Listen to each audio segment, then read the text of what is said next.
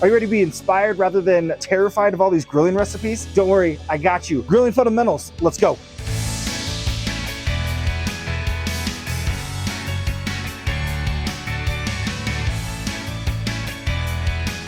What's up, everybody? Welcome to Chronicles of Chef. I'm Scott Hamilton, and today we're back with another episode of Cooking Fundamentals, where I focus on the method rather than the recipe. And today, we're grilling. Let's get cooking.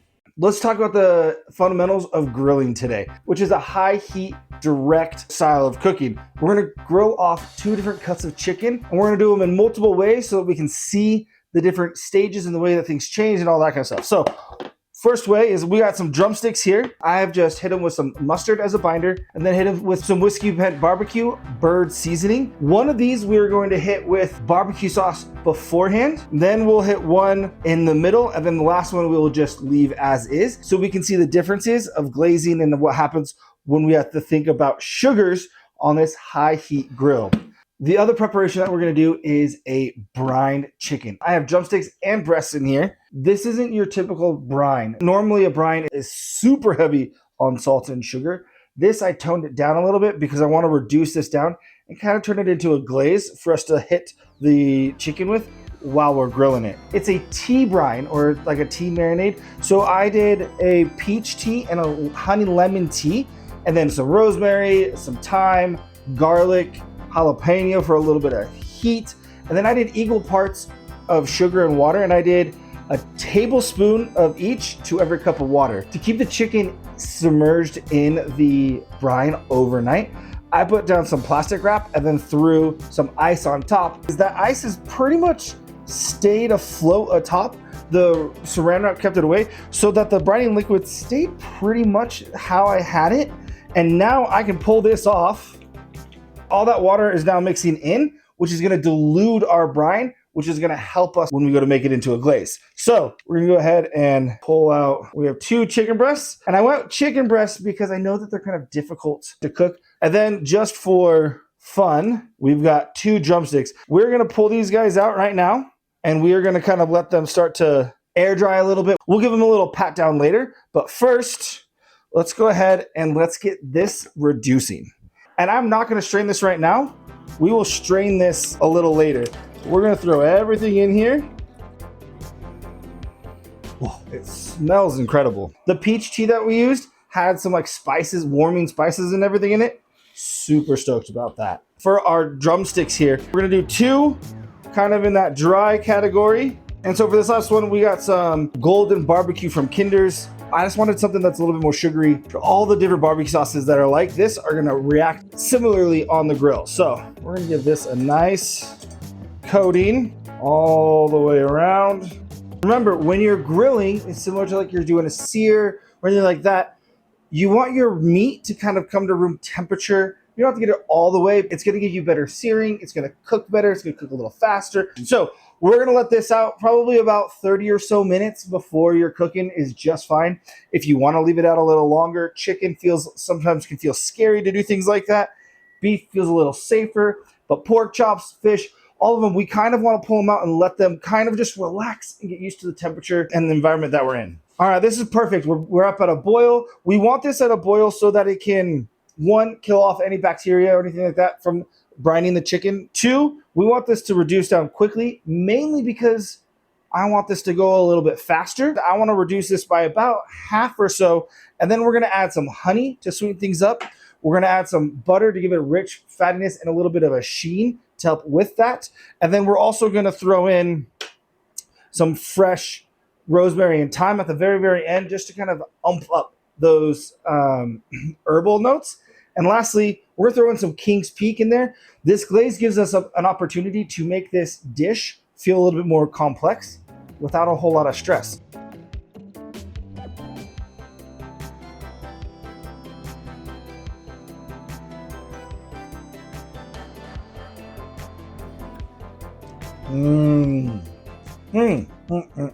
Absolutely perfect. We're gonna go ahead and get this into another container just for easier transport. Now that we've got our brine / marinade turned into a nice basting, glazing kind of liquid, and we've got our chicken sat out so that it can kind of get extra dry and start to warm up and get to temperature, We're ready to get our grill preheated, make sure it's ripping hot before we put these on there. Let's go to the grill. We're out here at my grill. I'm using my pellet smoker that I can sear and everything on. Doesn't matter if you're using a pellet, if you're using propane, charcoal, cast iron on a stove kind of a deal. When you're grilling, you want to make sure that you are using high heat and that everything is preheated. At least like about 15-20 minutes of preheating. Really ideally, you want things to sit at your ideal temperature, whatever you decide to cook at, whether you're on 400, 500, 350, whatever the temperature is. You want to make sure that your grill is sitting at that temperature for about 10 minutes or so that all those grates, everything in there is to that temperature. Similar when you're heating up a stainless steel pan, you want to make sure that everything's nice and hot. We want the same thing happening with our grill because this is high heat, direct heat contact. So next step of our grilling, we want to make sure that we have nice clean grates. Whatever you feel comfortable with, you can use an onion, you can use all sorts of different kind of grill brushes. You want to make sure that your grill grates are nice and clean. It doesn't mean that they're perfectly shiny, but you want to get the majority of that gunk off of it so that it's not getting onto whatever it is that you're grilling. Next, you need to know your grill and understand your grill. This is my hot side. This is where I'm searing. This is where all the heat's going to be coming from. I know that over here is a lot cooler, so I have a hot and a cool, so I can pull things away from the direct heat if I feel like they're burning, but we can still get them cooking. Top rack is another great option for that. If your grill doesn't have this, that's okay. You just want to make sure that you have some sort of designated area, and most grills are going to have that kind of naturally, and you got to figure that out as you play around with your grill, get used to it. You'll start to understand those things. But if you have multiple knobs, turn one to a more of like a medium low heat on one side, make your middle either ripping hot or kind of medium, and then this side hot, depending on how much you're going to cook and all that. I didn't use any kind of oil or anything like that on my chicken, and that's just fine. We don't have to. So, but I'm going to hit it real quick with a little spray of this avocado oil, and then I'm also going to hit my grill grates with it just real quick, just again help with that sticking process and everything. There we go. We've got 3 different chickens happening, right? We have our brine, and we have a breast, and we have 2 drumsticks. We have our sauced up chicken, and then we have our 2 that are just a rub. We want a good hard initial sear to give us great flavor. Go ahead and lay this down at an angle. So that's going to give us nice pretty grill marks. But we always want to start here and reach back. Now the meat is protecting my hand from the heat coming up out of the grill. Now, if you have a lid, close it. You always want to close it in between. Make sure that we're getting all of the heat and all of the flavor and that smoke. Any kind of smokiness is going to help in that flavor profile on the grill. So we always want to make sure that we're closing our lid if we have it. If you don't have one, if you're just cooking over coals at the park or on a charcoal grate over an open fire, it's okay. It's not the end of the world. It will affect the cooking time, but not drastically enough to be a concern. Now I'm going to hit this side with some oil. All right, we're going to give these guys a little flip here. We got great color. Beautiful. Nice. Now, if I was doing this for a par cooking situation, I wouldn't flip it directly over. But since we're going to cook this all the way through on our grill here, I want to flip back and forth between the sides so that the temperature is coming through more evenly versus all the heat coming up from one side, then all the heat coming up from the other side. You're going to have the opportunity to burn it before it can get cooked all the way through. So it's all about that good rotation of flipping every couple of minutes. We're going to go ahead and give this a little basting, as well as we're just going to kind of let that start to coat. When we're ready to rotate and we're looking for good colors, we're going to go from a 45-degree angle here to a 45-degree angle here. So when we flip it, we're going to go this way, and that's going to give us nice diamonds. And if you don't know, diamonds taste better than squares. We're going to make sure we're flipping it here. We're going to rotate our drumsticks so that they're getting nice and char all the way around. Same with this side, we're going to do like a 90-degree turn. All right, let's check on these guys. A little flip. That's the diamonds we're talking about. Another tool that is great to have with grilling is a nice digital thermometer.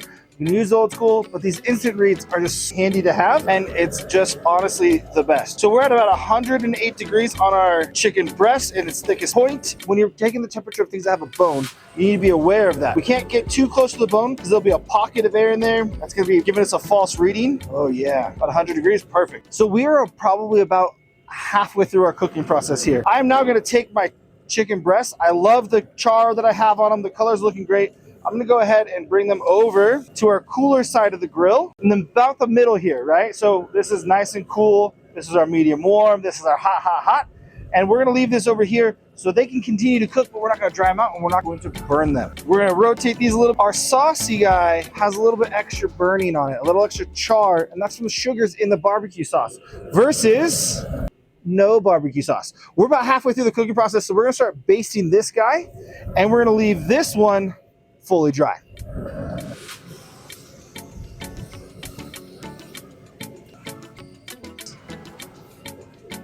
This drumstick is looking absolutely beautiful. So I'm gonna move him to a top rack.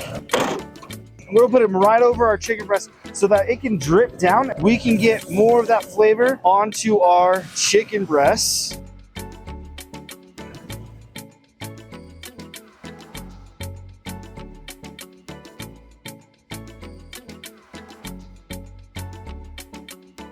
All right, we've got our chicken off the grill. I've kept them organized so I know which one is which. I knew I wanted the drumsticks to hit about 185 to 190 as the final temperature. So I pulled these off at about 179 to 180 was the range as I pulled those off. And our chicken breasts, I pulled them off at about 155 or 160.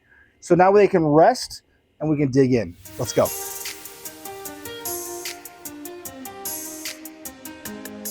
This is all looking absolutely delicious. We're gonna start with our chicken breast to see how we're looking on this guy. We're just gonna go ahead and give it a nice cut. See how we did. There we go. It's a little on the dry side. I let it rest a little longer than I would have liked. But I think overall, it looks beautiful, smells delicious, and is delicious. The brine is phenomenal on that. That glaze that we kind of did, reduced it down, put it over top, absolutely added some phenomenal flavor to this. I love it. Timing wise, should have pulled these off probably 3 or 4 minutes before these guys instead of just putting them onto the side of the grill, but still not bad. And this is where, like, when you understand the method of what you're doing and understanding that we're cooking on direct heat and we can move things off and set it over here, and we need to understand a little bit more of why that's happening, and then you can start to play around and understand these things. This is why I prefer a method over a recipe all day, every day. So, could this be juicier? Yes. Should you just cook a chicken thigh? Also, I say yes. But it's not bad. Okay. Oh, that bite was like real good. Let's go ahead and grab this guy because it was looking beautiful. This is another of the brined, but just to see like the difference, you know.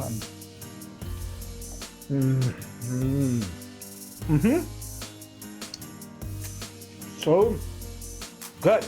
Yes, this was absolutely delicious. The skin on it is just right.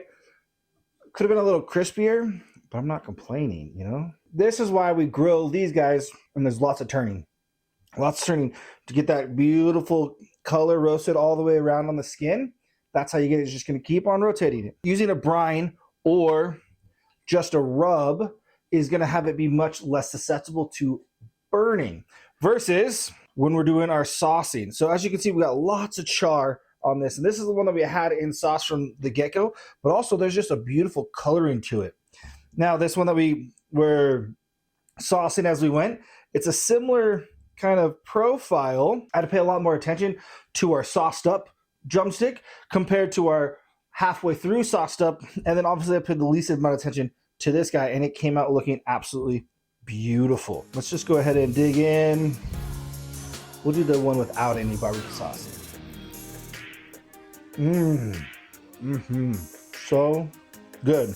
I think this is like a classic kind of barbecue kind of feel, but I also feel like so many times it comes out just super charred. But as you can see, even though we got sauce, we got charring, no charring, no charring, some char. The sauce was nice and sticky and caramelized. I mean, I'm a mess. I love it. Thank you so much for watching. I hope you enjoyed this Cooking Fundamentals episode where we kind of just focus on some of the basics, the simple things that can help you feel more comfortable when approaching the grill. If you enjoy these kinds of videos where I focus on the basics of a method rather than just here's a recipe, make sure you like, subscribe, do all those fun things. I have a whole playlist dedicated to cooking fundamentals, so be sure to check that out. I post videos weekly, and we'll see you next time.